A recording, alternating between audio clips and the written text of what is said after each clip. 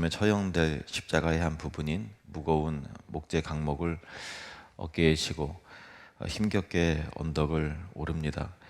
오랜 신문과 또 채찍에 온몸이 다 상하고 온전하지 못한 예수님은 어느 정도 올라가다가 한 걸음 한 걸음 더욱 더 이상 올라갈 수가 없게 되자 결국 아프리카 유대인 시몬이 예수님의 어깨에 짊어진 목재 강목을 대신 지고 골고다를 향해 거친 길을 오릅니다. 가까운 거리에서 예수님의 어머니 마리아는 이 모든 모습을 바라보면서 따랐을 것입니다. 복받쳐 오르는 모성으로 쏟아지는 눈물에도 불구하고 소리내어 오열하지도 못한 채 군중들 틈 사이로 그렇게 버겁게 한 걸음 한 걸음 언덕으로 올랐을 것입니다. 이윽고 예수님의 양손과 또 두 발에 큰 대못을 병사들이 겨누고 커다란 망치로 내려칠 때에 쾅쾅 거리는 소리와 또 아들의 비명 소리를 들으며 마리아는 거의 실신 상태였을 것입니다. 그녀는 어떤 심정으로 십자가에서 죽어가는 아들을 바라보고 있었을까요? 아마 피눈물을 흘리면서 마음속으로 그날을 기억하고 있었을 것입니다. 30여 년 전 천사 가브리엘이 자신을 찾아왔던 그날 말입니다. 누가복음 1장 30절 31절 말씀. 천사가 이르되 마리아여 무서워하지 말라. 내가 하나님께 은혜를 입었느니라. 보라 내가 잉태하여 아들을 낳으리니 그 이름을 예수라 하라.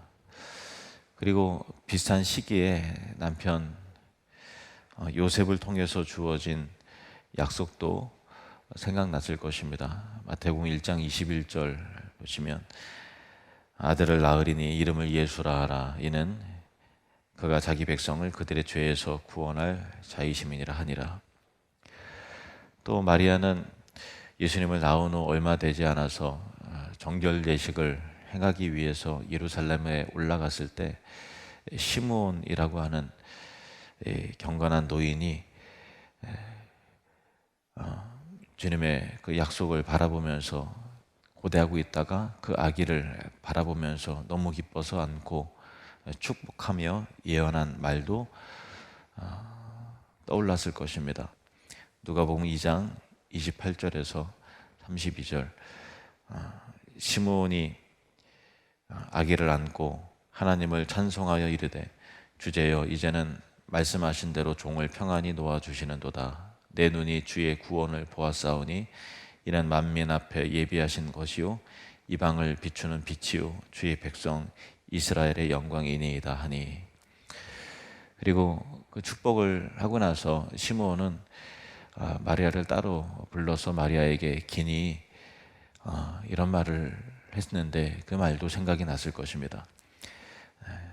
34절에서 35절 시므온이 그들에게 축복하고 그의 어머니 마리아에게 말하여 이르되 보라 이는 이스라엘 중 많은 사람을 패하거나 흥하게 하며 비방을 받는 표적이 되기 위하여 세움을 받았고 또 칼이 내 마음을 찌르듯 하리니 이는 여러 사람의 마음을 생각을 드러내려 함이니라 하더라. 시므온은 이 아기가 많은 사람들에게 오해와 비방과 그 반대를 받을 인물이며 그들의 거부를 통해서 하나님은 그들의 가면을 벗겨내어서 그들의 실체를 드러내실 텐데 그 과정 속에서 마리아여 당신은 마음을 칼로 찌르는 듯한 큰 고통을 겪게 될 것입니다 라고 하는 예언의 말씀이었습니다. 이 예언대로 이 과정 중에 예수님을 거절하고 반대하는 사람들의 그 악함의 실체가 드러나 결국 예수님을 정죄하고 십자가에 못 박아 매달았고 그 모든 것을 바라보면서 마리아의 마음은 칼에 찔리는 것 같은 후벼내는 것 같은 큰 고통을 느끼고 있었던 것입니다. 마리아는 이러한 분명한 예언과 약속을 받고 그 약속을 붙들고 오늘 이 자리 골고다까지 나왔던 것입니다.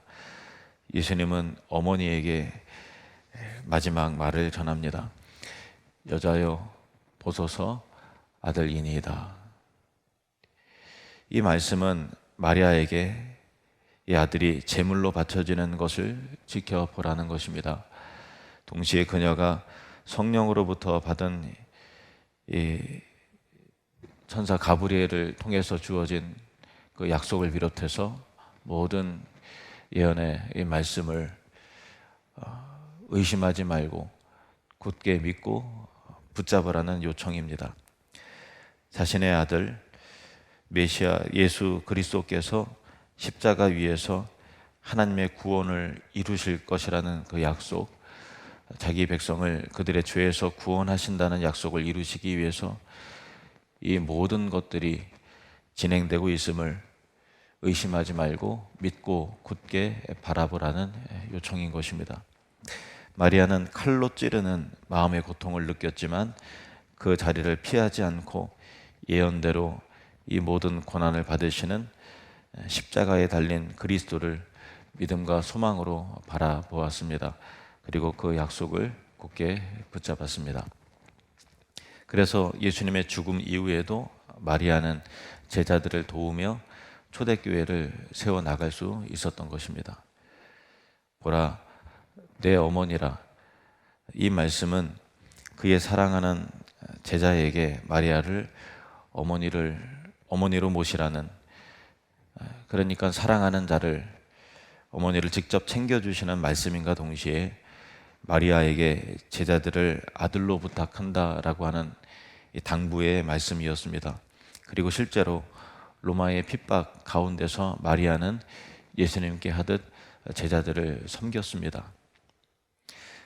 그리고 예수님의 사랑하는 제자는 마리아를 어머니로 모시고 섬겼습니다. 예수님은 새로운 가족 공동체를 만드셨습니다. 이것이 교회입니다. 우리에게는 새로운 형제, 자매가 생기고 새로운 영적 아버지와 어머니가 생기며 또 영적 자녀를 낳아 기르는 곳이 바로 교회입니다.